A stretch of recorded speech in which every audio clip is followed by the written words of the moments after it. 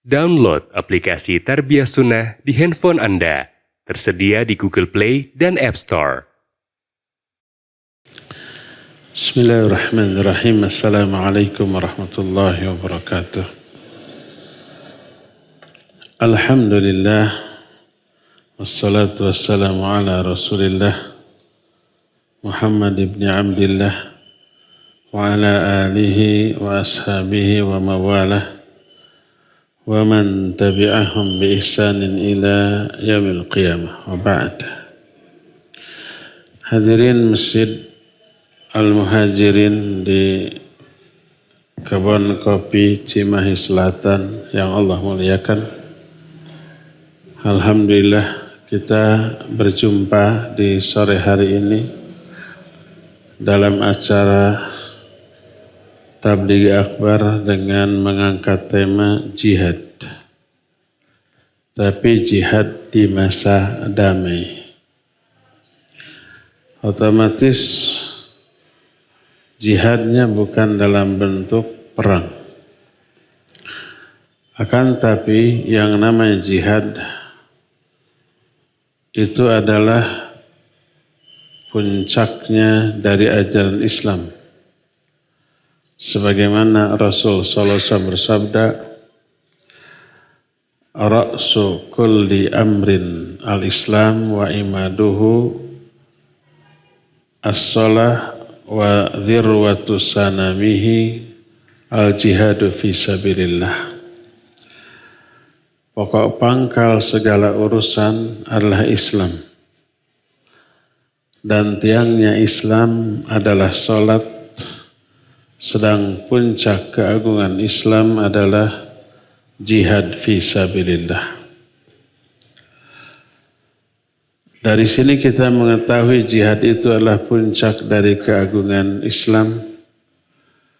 Orang yang berjihad akan berada pada level tertinggi di surga, kemuliaan yang agung di dunia, dan mereka orang-orang yang tinggi derajatnya baik di dunia dan di akhirat. Nabi SAW adalah contoh yang utama dalam hal ini.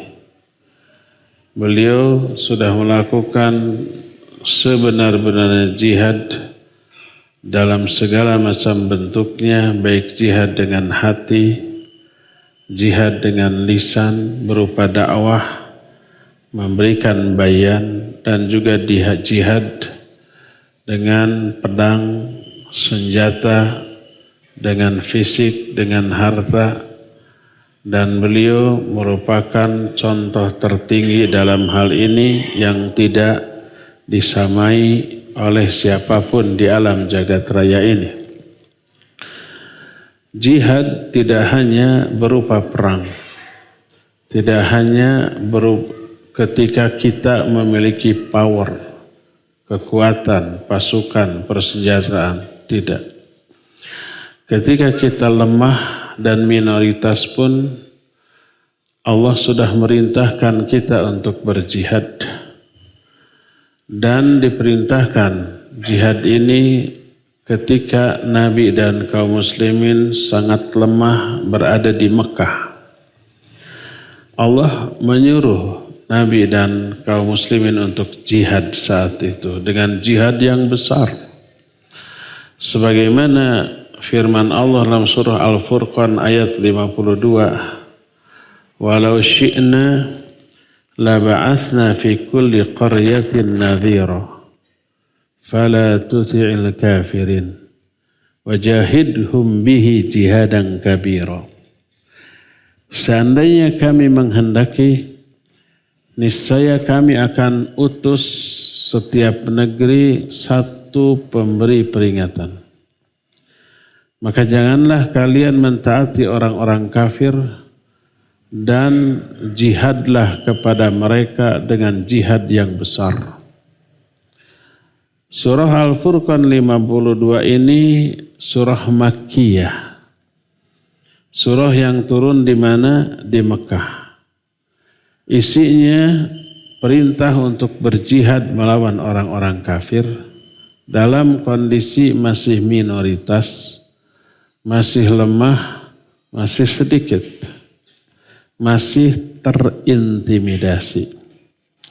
Sudah ada perintah jihad dan sudah dilaksanakan, tapi jihadnya kata Imam Ibnu Qayyim, amara fiha bijihadil kuffar bil hujjah wal bayan wa tablighil Quran. Allah dalam ayat ini ketika di Mekah sudah memerintahkan Nabi untuk berjihad melawan orang kafir dengan hujjah, dengan penjelasan, dengan menyampaikan Al-Quran. Jihad saat itu bukan angkat senjata, tapi angkat suara. Jihad saat itu bukan dengan tangan, tapi dengan lisan. Dengan cara apa? Membantah alasan-alasan dari perbuatan syirik mereka. Dibongkar kebobrokannya, dipatahkan argumentasinya, dijelaskan mana yang benarnya, disampaikan kepada mereka Al-Quranul Karim. Wa kadzalika jihadul munafiqin innama huwa bitablighil hujjah. Demikian juga jihad melawan orang-orang munafik itu hanya dalam bentuk menyampaikan hujjah, menyampaikan keterangan. Dan dua-duanya baik orang kafir ataupun orang munafik, Allah memerintahkan nabinya untuk berjihad melawan mereka ketika di Mekah. Allah berfirman dalam surah At-Taubah ayat 73. Allah berfirman, ya ayuhan nabiyyu jahidil kuffar wal munafiqin waghlud alaihim wa ma'wahum jahannam wa bi'sal masir. Hai Nabi, berjihadlah kamu melawan orang kafir dan orang munafik dan bersikap keraslah kepada mereka. Tempat mereka adalah di neraka Jahannam dan itulah seburuk-buruk tempat kembali. Jihad melawan orang-orang munafik lebih berat dibanding melawan orang-orang kafir. Dan ini jihad bagi orang-orang yang khusus di kalangan umat ini. Bagi para ahli waris dari para nabi dan para rasul. Para ulama yang diberikan ilmu, yang diberikan kecerdasan, ketajaman analisa, kedalaman pemahaman, karena pasti harus berdebat secara argumentatif dengan orang-orang munafik, maka dibutuhkan ilmu. Berdasarkan hal itulah maka tak heran kalau seutama-utama jihad adalah menyampaikan kebenaran kepada pihak yang kita takuti karena kekuatannya atau karena kekuasaannya. Nabi SAW menyatakan afdalul jihad kalimatul haqq inda sultani jair. Seutama-utama jihad adalah menyampaikan kebenaran kepada penguasa yang zalim, yang jahat, yang lalim. Dan penguasa di zaman Nabi SAW yaitu orang-orang kafir Quraisy ketika di Mekah, sezalim-zalim manusia, sezalim-zalim penguasa, tapi Nabi SAW berani menyampaikan kalimatut tauhid, kalimatul haqq, la ilaha illallah, dan mencela berhala-berhala dari para penguasa tersebut. Dan inilah seutama-utama jihad dilakukan oleh mujahid terbaik sepanjang masa, yaitu Nabi sallallahu alaihi wasallam. Dari sinilah kita mengetahui bahwa jihad sudah disyariatkan sebelum pindah ke Madinah. ketika Nabi dan kaum muslimin dalam kondisi lemah dan minoritas serta tertindas, dan jihadnya bukan angkat senjata tapi angkat suara. Jihadnya bukan dengan tangan tapi dengan lisan. Jihadnya bukan berupa peperangan tapi berupa memberikan penjelasan, penerangan kepada orang-orang yang masih kafir atau musyrik saat itu. Ini poin pertama. Jadi jihad di masa damai dengan menyampaikan kebenaran, dengan dakwah. Kedua, berkata Imam Ibnu Qayyim rahmatullahi alaih dalam kitab Zadul Ma'ad fi Hadi Khairil Ibad, juz yang ketiga, halaman awal, halaman 5. Saya bacakan.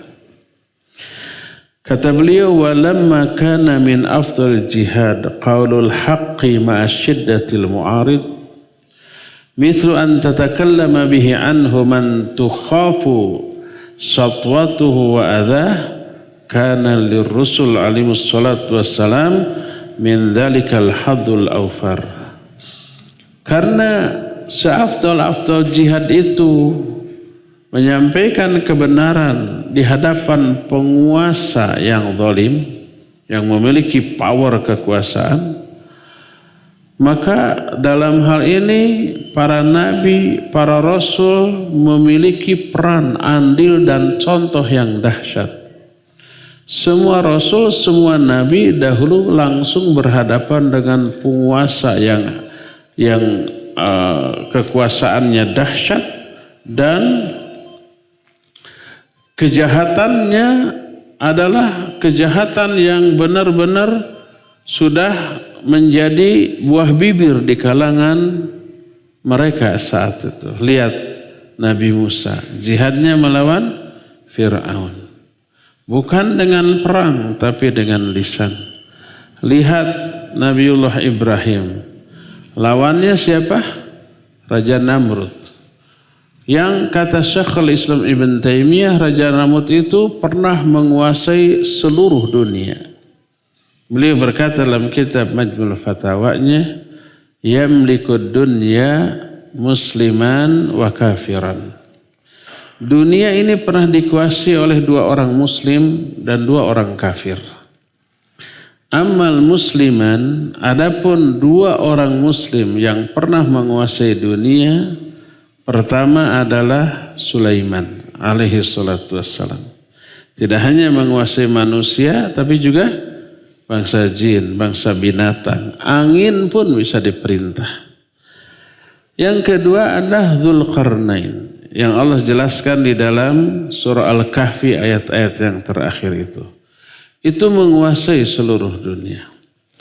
Adapun 2 orang kafir yang pernah menguasai dunia, pertama Raja Namrud di zaman Nabiullah Ibrahim alaihissalatu wassalam, dan yang kedua Dzulqarnain yang kafir. Ada 2 Dzulqarnain yang Islam dan yang kafir. Yang kafir ini yang dikenal dengan Sultan Iskandar Dzulqarnain yang membentuk kerajaan Iskandariyah zaman bahula. Raja Namrud bukan Raja Namrud bukan raja kaleng-kaleng, bukan. Penguasa besar, penyembah berhala. Nabi Ibrahim sendirian berjihad melawan mereka. Jihadnya bukan dengan senjata tapi dengan lisan. Termasuk Nabi kita Muhammad sallallahu alaihi wasallam, jihadnya ketika di Mekah melawan penguasa Mekah, kalangan kafir Quraisy dan bangsa suku-suku bangsa lain yang semuanya penyembah berhala. Kezalimannya jelas. Para pengikut Nabi SAW di kalangan hamba sahaya memperoleh siksaan yang luar biasa dahsyatnya. Nabi SAW juga sampai mau dibunuh. Tapi Allah melindunginya dan menggagalkan upaya pembunuhan orang-orang kafir kepada Nabi SAW. Jihadnya dengan dakwah. Jihadnya dengan penjelasan, dengan menyampaikan risalah ini. Nah, tapi ada satu fondasi dari seluruh jihad yang harus dibangun oleh setiap muslim sebelum mencapai jihad yang sebenarnya. Kata beliau, walamma kana jihadu a'da'illahi fil kharij far'an ala jihadil abdi nafsahu fi dhatillah kama qala alaihi salatu wassalam al-mujahidu man jahada nafsahu fi ta'atillah wal muhajiru man hajara ma nahallahu an. Kana jihadun nafs muqaddaman ala jihadil adwi fil kharij wa aslan lahu. Karena jihad melawan musuh-musuh Allah yang datang dari luar. Maksudnya luar diri kita, luar komunitas kaum muslimin. Musuh dari kalangan orang kafir. Jihad melawan orang kafir ini sebenarnya cabang dari jihad seorang hamba melawan dirinya. Sebagaimana sabda Rasul SAW, beliau bersabda, al-mujahidu man jahada nafsahu fi ta'atillah. Seorang mujahid yang sebenarnya adalah orang yang berjihad melawan dirinya sendiri dalam melakukan ketaatan kepada Allah. Kendalikan dulu tuh jiwa kita. Jiwa kita ingin maksiat. Jiwa kita ingin lalai dari ibadah. Jiwa kita ingin malas dari ketaatan. Perangi dulu jiwa kita agar taat, tunduk, patuh, satuhu, satia kepada Allah Azza wa Jalla. Inilah mujahid sejati. Mujahid sejati adalah mujahid yang memerangi dirinya dalam melaksanakan ketaatan kepada Allah. Adapun muhajir sejati, orang yang hijrah yang sebenarnya adalah orang yang meninggalkan apa-apa yang Allah larang. Jadi karena jihad melawan orang kafir merupakan cabang dari jihad melawan diri sendiri, maka tak heran kalau jihad melawan diri sendiri lebih didahulukan daripada jihad melawan musuh dari luar. Sampai Imam Ibnu Qayyim menyatakan, fa innahu ma lam yujahid nafsahu awwalan litaf'ala ma umirat bih wa tatruka ma nuhiya ant wa yuharibaha fillah lam yumkinhu jihadu aduhi fil kharij. Siapa orang yang belum memerangi dirinya sendiri lebih dahulu agar diri ini melaksanakan semua yang Allah perintahkan, menjauhi semua larangan, memerangi diri ini di jalan Allah agar taat, tunduk, patuh kepada Allah.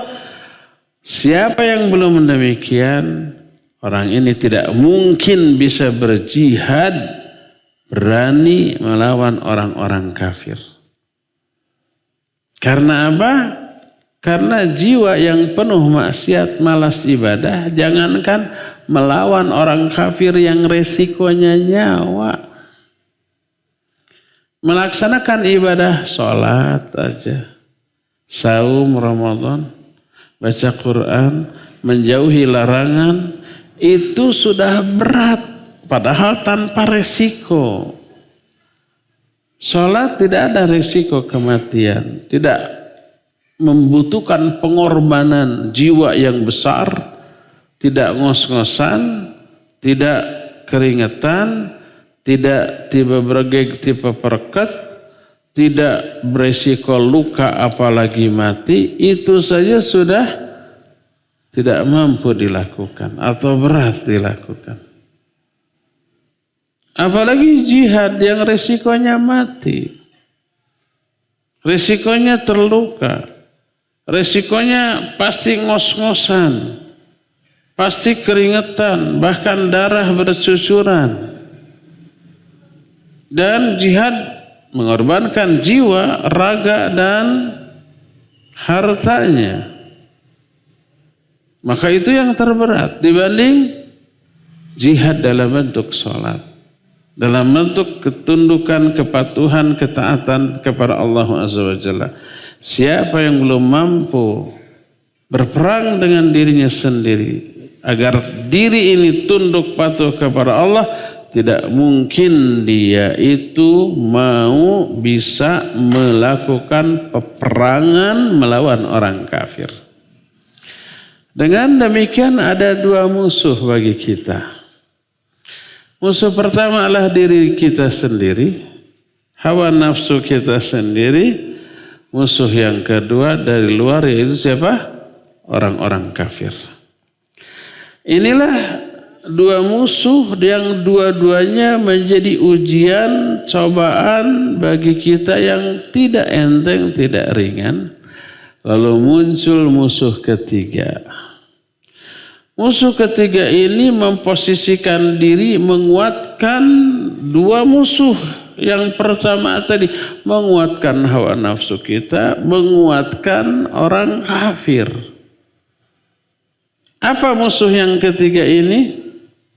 Musuh yang ketiga ini adalah syaitan, laknatullahi alaih. Syaitan itu berupaya membangkitkan, mengobarkan dua hal yang melemahkan kekuatan kita. Dua hal ini pertama adalah syubhat, yang kedua syahwat. Dibangkitkan syubhat, dibangkitkan syahwat. Lemah. Karena lemah, kalah dia oleh hawa nafsunya, maka bisa-bisa orang kafir yang mestinya jadi musuh dibela. Orang kafir yang mestinya menjadi lawan malah dianggap kawan. Ada enggak orang muslim tapi lebih membela kepentingan dan agama orang kafir daripada Islam? Ada banyak, dan mereka berani dan vokal. Satu dua orang bisa dihitung dengan jari, tapi suaranya seolah-olah menggelerak di seluruh negeri kita. Seolah-olah mereka itu kuat, padahal hanya beberapa gelintir orang di blow up oleh musuh-musuh Islam. Nah, ini contoh orang yang apa? Sudah dikendalikan oleh setan sehingga syubhat dan syahwatnya mendominasi jiwanya. Jadilah dia corong bagi orang kafir dalam melemahkan kekuatan kaum muslimin. Apa itu syubhat dan apa itu syahwat? Kalau syubhat adalah kekeliruan di dalam memahami Islam karena kebodohan. Bodoh, dengan kebodohannya dia fahami Al-Quran, dia fahami sunnah, lahir pemahaman yang keliru, akidah yang keliru, tafsir Quran yang salah, pedaran hadis yang menyimpang. Tapi diyakini kebenarannya dan mereka sebarkan, mereka share, mereka dakwahkan. Ini syubhat. Dari sinilah melahirkan penyimpangan dalam masalah akidah, dalam masalah ibadah, melahirkan kebid'ahan. Ini syubhat. Adapun syahwat, ini hawa nafsu diperbesar. Syahwat itu penyimpangan yang dilakukan karena hawa nafsu, walaupun tahu itu menyimpang, tahu itu haram, tahu itu dilarang. Seperti berjudi, seperti mabuk, seperti berzina, atau jangan jauh-jauh. Mungkin kita tidak akan tergoda oleh judi. Kita tidak akan tergoda oleh mabuk. Kita tidak akan tergoda oleh zina. Kita tidak akan tergoda membunuh, merampok. Tapi tergoda oleh ghibah, dusta, fitnah, menghina. Ada yang suka ngaji tapi suka ghibah? Ya. Ada yang suka ngaji tapi suka dusta? Iya. Ada yang suka ngaji, suka nipu? Iya. Tahu nggak bahwa semua itu haram? Tahu. Tanya penjudi, tahu nggak judi haram? Tahu. Tanya pezina, tahu nggak zina itu haram? Tahu. Tanya pemabuk, tahu nggak mabuk itu haram? Tahu. Kenapa dilakukan? Hawa nafsu. Itu syahwat. Kalau syubhat, penyimpangan yang dilakukan karena kebodohan. Kalau syahwat, penyimpangan yang dilakukan dengan ilmu. Tahu, ilmunya tahu bahwa itu haram, tapi dilakukan karena hawa nafsu.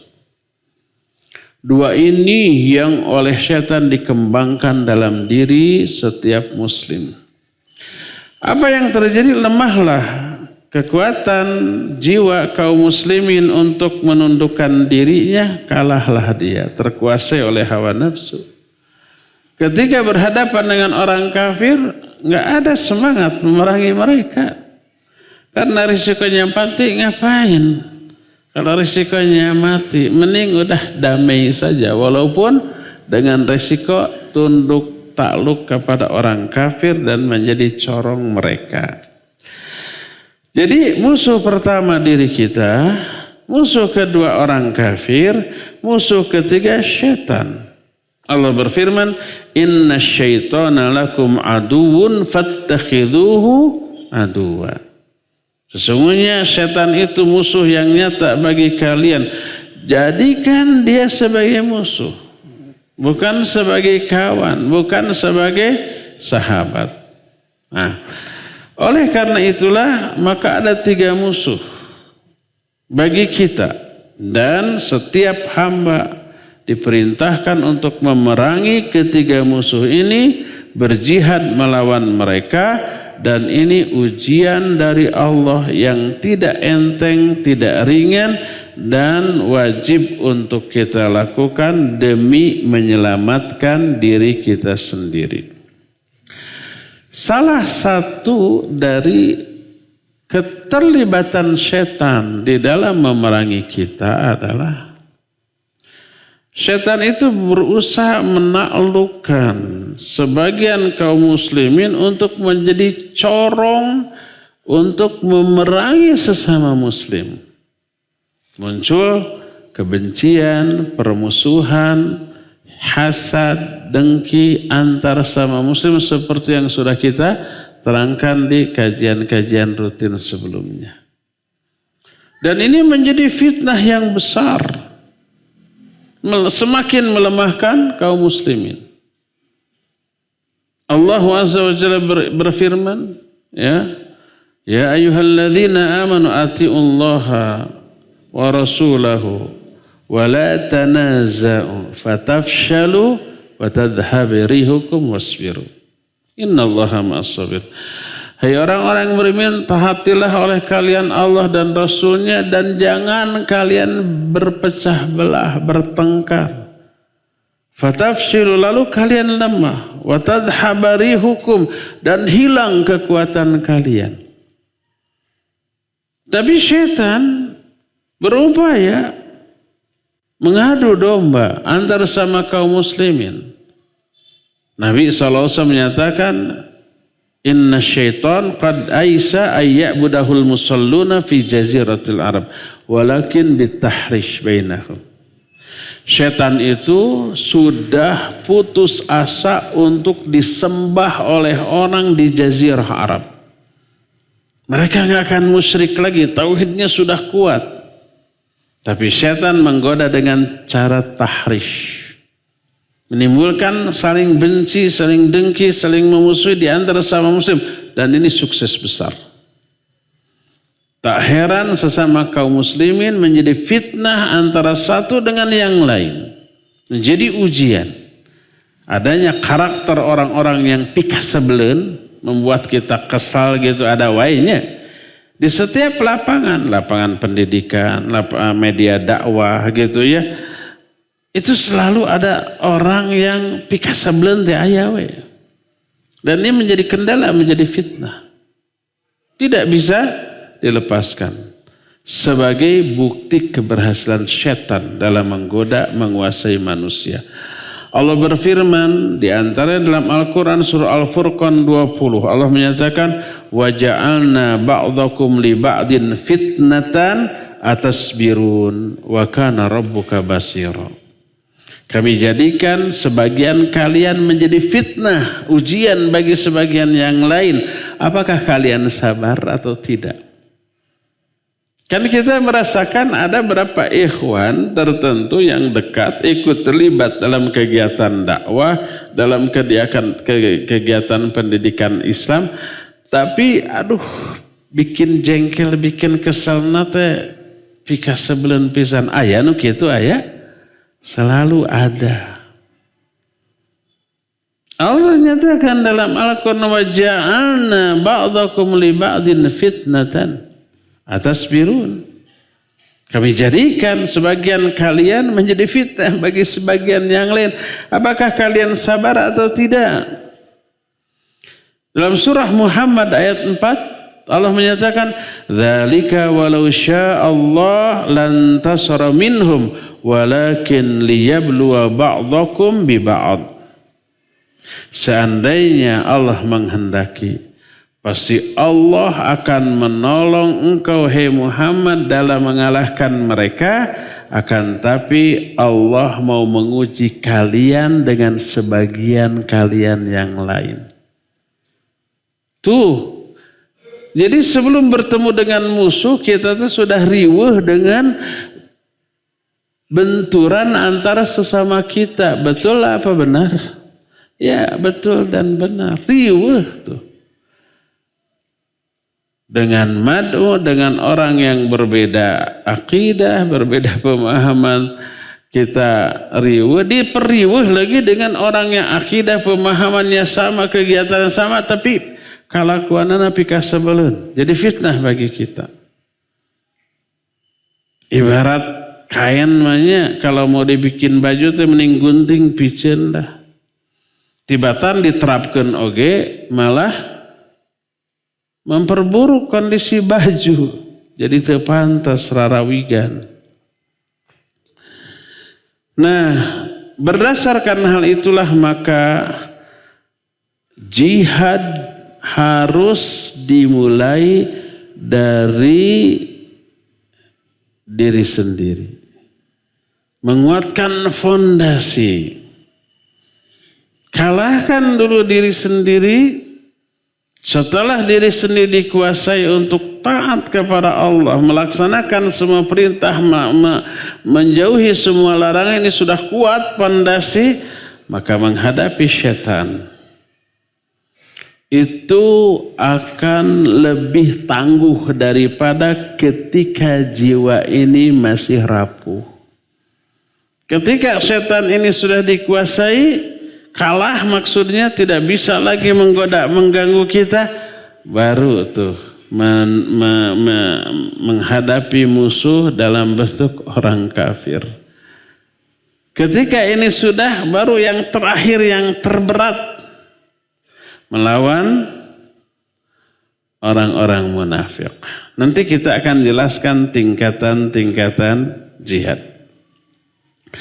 Maka berkata Imam Ibn Qayyim rahimahullah, fa'amarahum ayyujahidu fihi haqqa jihadih, kama amarahum ayyattaquhu haqqa tuqatih, wa kama anna haqqa tuqatih ayyuta' fala yu'sa, wa yudhkara fala yunsa, wa yushkara fala yukfar, fa haqqu jihadihi ayyujahidal abdu nafsahu liyuslama qalbuhu wa lisanuhu wa jawarihu lillah fayakunu kulluhu lillah wa billah la li nafsihi wa la bi nafsihi wa yujahidu syaitanahu bitakdzibi wa'dihi wa ma'siyati amrihi wa irtikabi nahyihi fa innahu ya'idul amaniyu wa yumanniyul ghurur wa ya'idul faqr wa ya'murul fahsya wa yanha anit tuqa wal huda wal ifah was sabr wa akhlaqil imani kulliha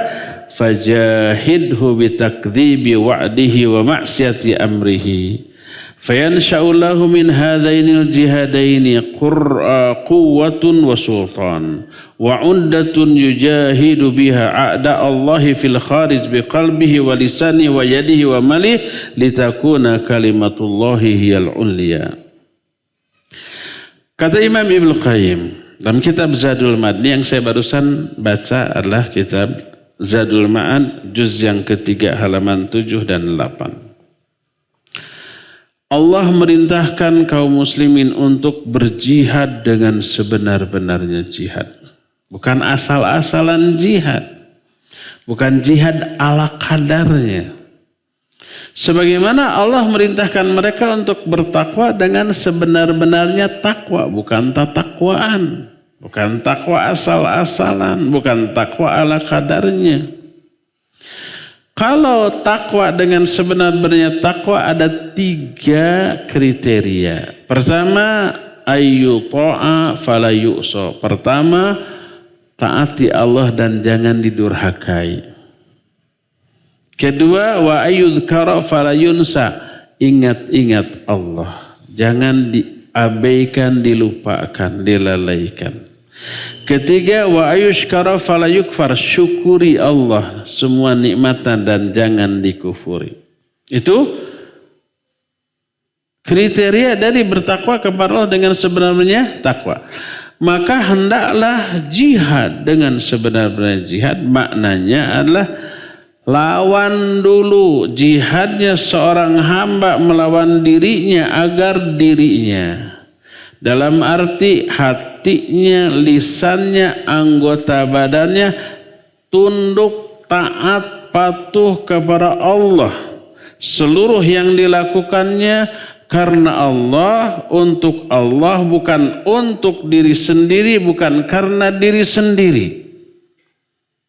Dulu kenapa sih orang-orang zaman sekarang kata-katanya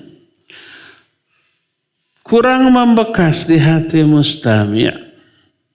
Berbeda dengan ulama zaman dahulu. Sekali bicara nancep paguh ribuan tahun itu perkataan bertahan. Kita mengetahui perkataan-perkataan para ulama. Seperti Imam Syafi'i pernah menyatakan, syakautu ila waki su'a hifdhi farsyadani ila tarkil ma'asi wa akhbarani bi anal ilma nurun wa nurullah la yuhdal asi. Aku curhat kepada Imam Waqi tentang jeleknya hafalanku. Lalu beliau memberi petunjuk kepadaku agar aku meninggalkan maksiat. Beliau mengabarkan bahwa ilmu itu cahaya dan cahaya Allah tidak akan diberikan ke maksiat, kepada orang yang maksiat. Ini ribuan tahun yang lalu dikatakan. Sampai sekarang, sampai puluhan ratusan ribuan tahun yang akan datang, tetap akan menyebar terngiang di telinga hati kaum muslimin. Bekasnya itu mendalam. Imam Sufyan Ats-Tsauri pernah menyatakan, innama yuta'allamul ilmu liyuttaqallahu bihi. Ilmu dipelajari untuk menjadi alat bertakwa kepada Allah. Mendalam. Orang-orang zaman sekarang perkataannya mungkin lebih bagus tapi kurang berkesan. Kenapa? Ini ditanyakan kepada para ulama, dijawab. Apa jawaban mereka? Di antaranya Abdullah bin Ibnu Mubarak menyatakan, dulu mereka berbicara, berbuat untuk kejayaan Islam dan kaum muslimin. Adapun orang sekarang berkata dan berbuat untuk kejayaan dirinya sendiri. Untuk kemuliaan dirinya sendiri. Apa yang diomongkan, dilakukan oleh orang sekarang agar dirinya terangkat. Ma'ruf, viral, kaceluk, kaun-aun, kakoncara, kajana pria. Menjadi orang yang beken, yang populer. Itu yang dituju, diniatkan dengan berkiprahnya dia di dunia apapun, dunia dakwah, dunia pendidikan, sosial dan seterusnya, terlebih di dunia politik, untuk dunia. Itu menunjukkan dirinya belum terkalahkan. Imam Ibnu Qayyim menyatakan, ya, fayakunu kulluhu lillah wa billah la li nafsihi wa la bi nafsihi. Seluruh ucapan perbuatannya hanya untuk Allah, karena Allah, bukan untuk diri sendiri, bukan untuk kepentingan pribadinya. Lalu setelah mampu menundukkan dirinya, dia berjihad melawan setan dengan cara mendustakan seluruh janji-janji gombal setan, dengan cara mendurhakai perintah-perintahnya, dengan cara melanggar semua yang dilarangnya. Karena setan hanya menjanjikan angan-angan dan tipuan, menjanjikan kefakiran, perbuatan fahsya, keji dan munkar, melarang dari perbuatan baik, ketakwaan dan petunjuk, dan dari akhlak-akhlak yang baik. Maka perangi setan dengan cara mendurhakai mereka. Ini dua jenis jihad. Jihad melawan diri sendiri, jihad melawan setan.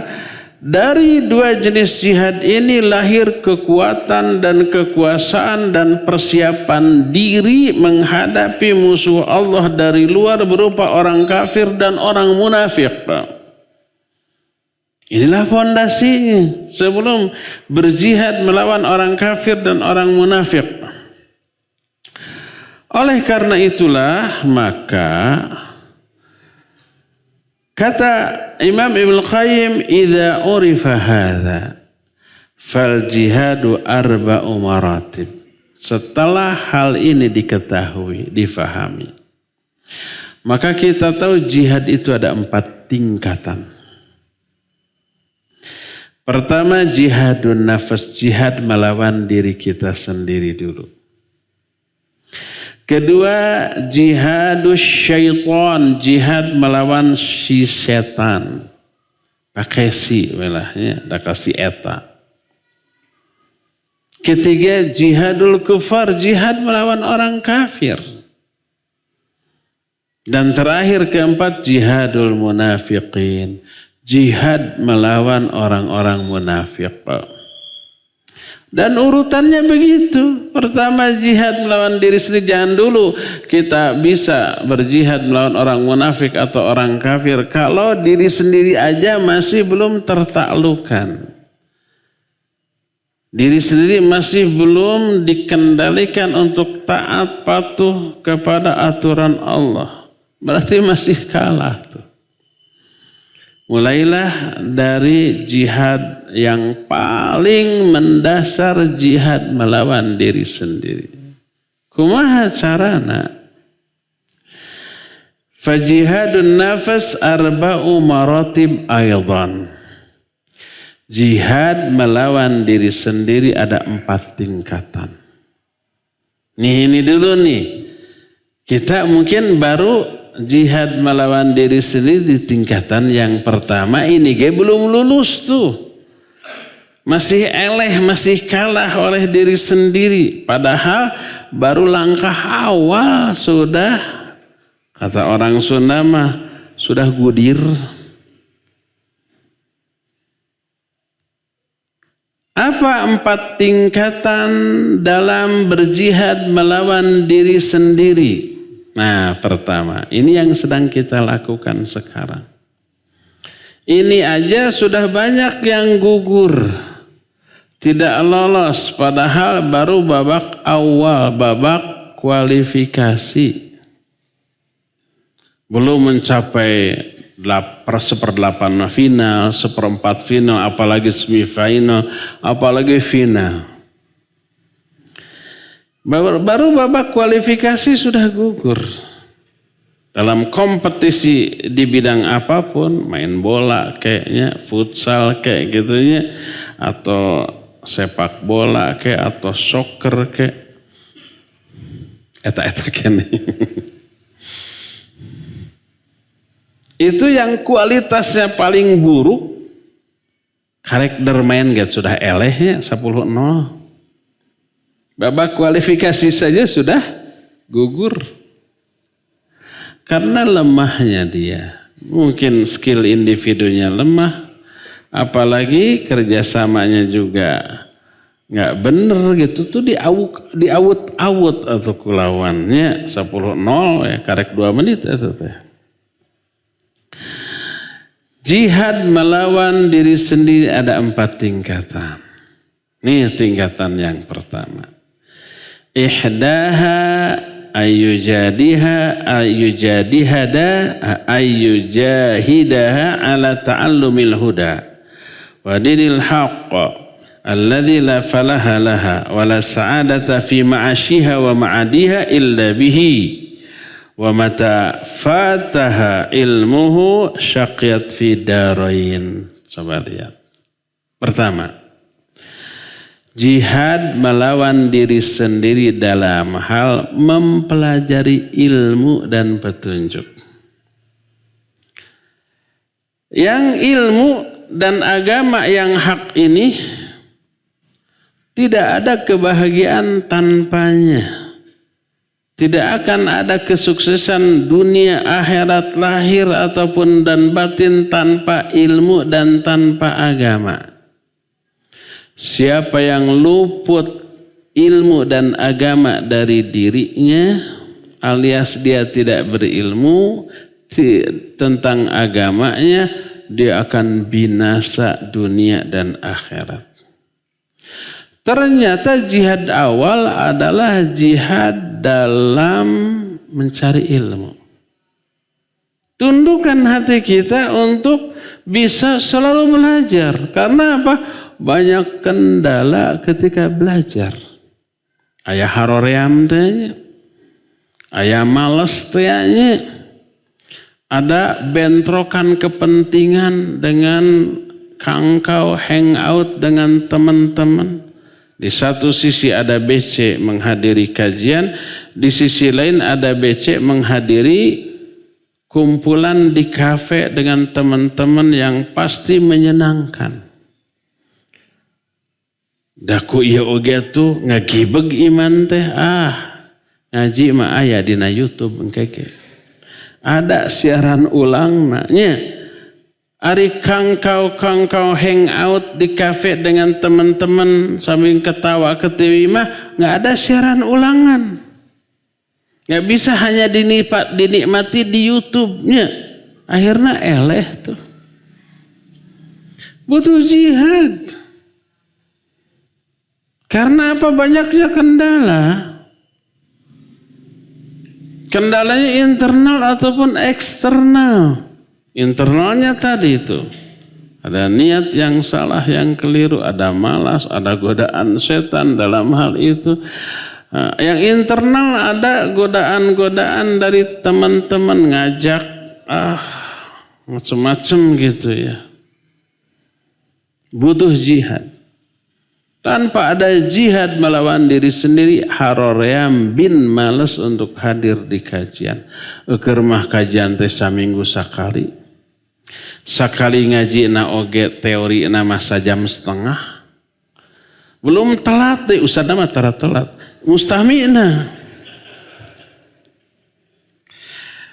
Bukan ustad yang telat, supir.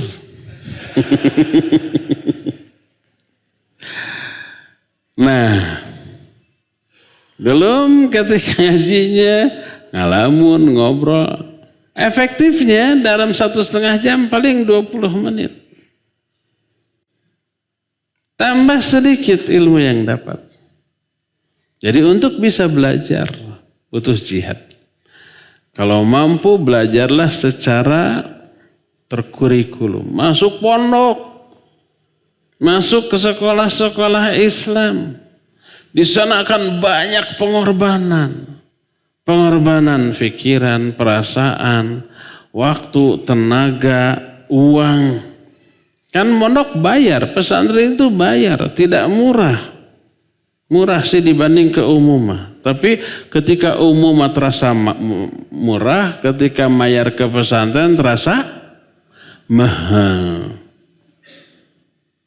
Nah seperti itu, SPP ke pesantren ke sekolah Islam, aduh ditatagih gehese gitu ya.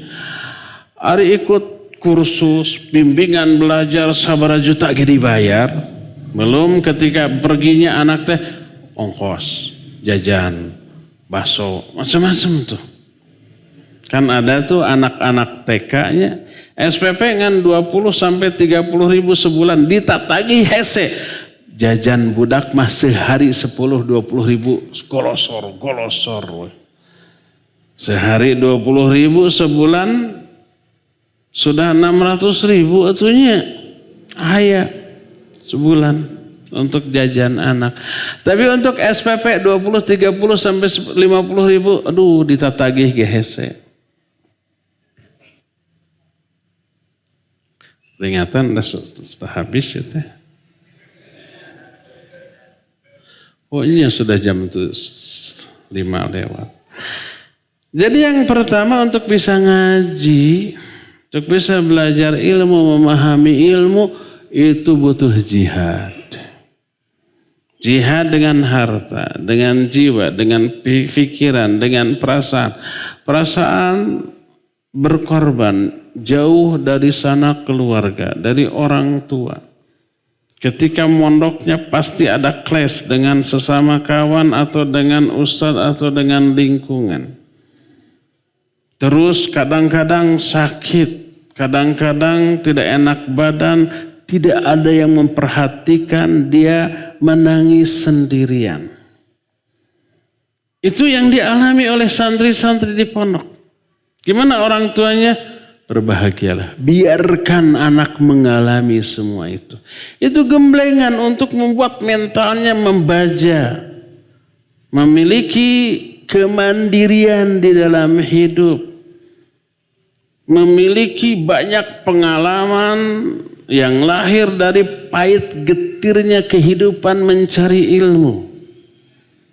Ini akan berakhir manis sebagaimana Imam Syafi'i menyatakan siapa yang tidak pernah merasakan pahit getirnya mencari ilmu, dia tidak akan merasakan manisnya ilmu dan ibadah di masa tua. Dimanapun panen itu selalu terakhir diawali oleh pengorbanan dan perjuangan. Petani aja untuk bisa menghasilkan panen padi yang melimpah itu 3 atau 4 bulan itu harus bercucuran dulu keringat, keluar uang, keluar tenaga, keluar air mata, kan gitunya. Ada petani di sini, ya. Pedagang juga begitu, awal nama tuh harus modal keluar, beli jongkoknya, beli barang-barang yang akan dijualnya, menggaji karyawannya, keluar dulu tuh. Setelah keluar teh masih belum tentu untung ya teh. Ya, can keheul kesel ku karyawan, keheul kesel ku relasi macam-macam. Nanti setelah beberapa bulan, mungkin tahun baru kelihatan tuh untungnya. Atau mun untung. Kan aya nu rugi. Semua keberhasilan diawali oleh apa? Pahit getirnya pengalaman berjuang sebelumnya. Apalagi ini ilmu ya. Jadi masa-masa muda, masa-masa kecil itu masa-masa yang menuntut kita memeras keringat, memeras air mata, merasakan dulu pahit peherna perjuangan itu. Jangan dikira ustadz-ustadz yang sekarang ini kelihatan, ya. Mereka dimuliakan, mereka digampangkan seluruh urusannya. Jangan dikira mereka itu sudah dari awal begitu, enggak. Itu ketika belajarnya jadi santrinya, jadi mahasiswanya itu berurai air mata, keringat bercucuran, lapar, haus, ngantuk. Yang dibelel-belel ketika menghafal, ketika belajar, terkantuk-kantuk sampai diganjal ke korek api biar bentak terus. Mengalami dulu itu semua. Tidak langsung panen, tidak. Nah, inilah pengorbanan di level awal dari tingkatan jihad. Jihad ketika belajar. Inilah level pertama dari jihadun nafas, jihad melawan diri sendiri ketika belajar. Ini yang pertama. Level ketiga, keempat dan seterusnya nanti kita lanjut di pertemuan yang akan datang. Sekarang mas sudah habis waktunya, udah lebih, sudah dapat kartu putih yang menunjukkan waktu untuk menjelaskan sudah habis ya. Ya, wa sallallahu ala nabiyina Muhammadin wa ala alihi wa ashabihi wasallam. Pertanyaan pertama. Assalamualaikum Ustaz. Waalaikumsalam warahmatullahi. Bagaimana caranya agar seorang wanita yang sedang haid tetap rajin ibadah? Karena kalau di saat haid semangat ibadah menurun drastis. Terus ibadah apa yang sebaiknya dilakukan? Lakukan selain sholat dan saum. Murajaah hafalan Quran tanpa memegang mushaf. Banyak-banyak berzikir. Hafalkan zikir-zikir dari hadis yang selama ini belum kita hafal. Ulang-ulang terus. Apa yang kita hafal dari Al-Quran, surat pendek sampai panjang, murojaah terus. Ya, itu dibolehkan bagi wanita yang haid. Ikut kajian, ikut. Boleh ke masjid, boleh, tapi di luar. Di terasnya. Jangan masuk ke dalam. Kebetulan sekarang kajian kita di sini ahwat di luarnya. Di luar teh bukan dihinakan, bukan dianggap kelas 2, kelas 3, dimuliakan. Karena kalau ahwat masuk ke sini berpagaliwota dengan ikhwan, terhinakan. Nggak ada lagi marwah, nggak ada lagi harga diri, nggak ada lagi kehormatan. Kalau pas sesedak dengan ikhwan, dipisahkannya akhwat untuk dimuliakan agar privasinya tidak terganggu, tetap terjaga. Nah, boleh akhwat ngaji di luar, dengar pengajiannya tapi tidak masuk ke dalam masjid. Kan ada speaker juga di luar ya, bisa dengan cara seperti itu. Allahu a'lam bissawab. Ada yang mau ngacung? Mangga. Taib, barakallahu fiik. Pak siapa? Suryadi? Pak Endang Ciberem. Ciberem mah caket. Salengkah? Pak Endang Ciberem bertanya, Nabi SAW pernah berkata, ini perang Badar, pulang dari perang Badar yang dahsyat. Sebagian lagi menyatakan perang dari Uhud yang kalah kaum muslimin dan pengorbanannya banyak. Beliau berkata, raja'na minal jihadil asghar ilal jihadil akbar.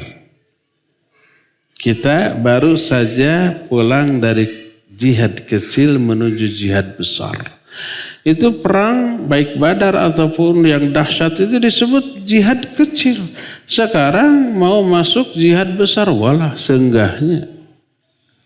Para sahabat berkata, wa mal jihadul akbar ya Rasulullah. Apa jihad besar itu ya Rasulullah? Beliau menjawab, jihadun nafas. Jihad melawan diri sendiri, melawan hawa nafsu. Apakah hadis ini benar? Hadis ini benar, tidak benar.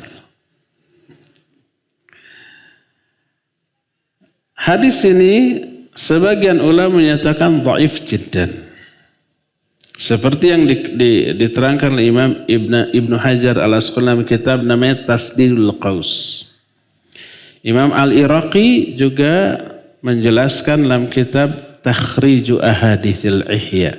Hadis ini dalam kitab Ihya Ulumuddin dalam karangan Al-Ghazali. Hadis-hadisnya ditakhrij oleh Imam Al-Iraqi. Lalu beliau menyatakan hadis ini la aslalahu, tidak ada asalnya. Termasuk Imam Ibnu Hajar juga Dalam kitab Tasdidul Qaus la aslalahu, Imam Ibnu Hajar menyatakan ini bukan perkataan Nabi SAW, tapi ini perkataan seorang yang namanya Ibrahim bin Ablah. Dikarang-karang, lalu dinisbatkan kepada Nabi SAW. Alias palsu. Tapi Al-Ghazali menukil hadis dalam kitab Ihya Ulumuddin, kata Imam Al-Iraqi setelah ditakhrij hadis ini tidak ada asalnya. Berdasarkan hal itulah maka hadis ini tidak bisa dipakai. Syekhul Islam Ibn Taimiyah dalam kitab Al-Furqan Baina Awliya'ir Rahman wa Awliya'ish Syaitan, ketika membahas hadis ini, beliau menyatakan hadis ini la aslalahu. Lalu dikutip perkataan Imam Al-Iraqi, Imam Ibnu Hajar. Lalu beliau katakan, matan atau isi hadis ini bertolak belakang dengan ayat Al-Quran dan hadis-hadis sahih tentang keutamaan jihad fisabilillah. Lalu dikutip beberapa ayat dan hadis tentang keutamaan jihad fisabilillah. Walhasil hadis yang menyatakan bahwa jihad yang paling besar adalah jihad melawan hawa nafsu la aslalahu. Tapi tidak berarti jihad melawan hawa nafsu itu tidak ada. Enggak, ada. Kita juga merasakan ada enggak jihad melawan hawa nafsu? Ada. Imam Ibnu Qayyim menjelaskan ini jihad yang paling mendasar. Ada jihad melawan hawa nafsu, tapi tidak boleh dikatakan ini jihad yang lebih besar daripada jihad perang. Enggak.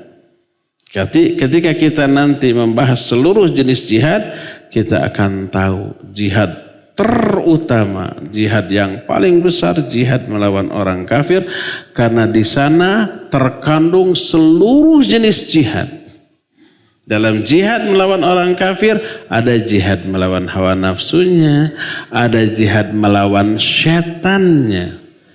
Karena seseorang tidak akan berani jihad melawan orang kafir kalau dia masih dikuasai hawa nafsu atau oleh setan. Kalau masih kalah oleh setan, masih kalah oleh hawa nafsu, dia tidak akan berani jihad fisabilillah dengan cara perang melawan orang kafir.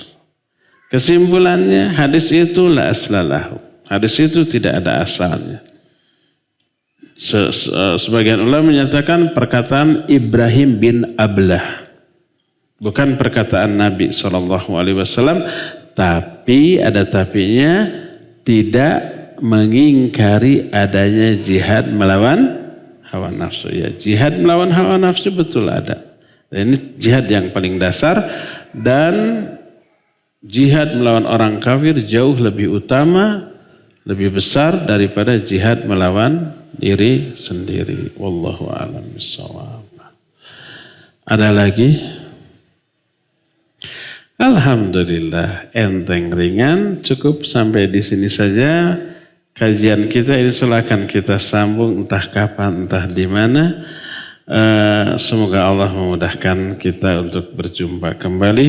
Subhanakallahumma bihamdik, asyhadu an la ilaha illa anta, astaghfiruka wa atubu ilaik. Walhamdulillahirabbil alamin. Wassalamualaikum warahmatullahi wabarakatuh.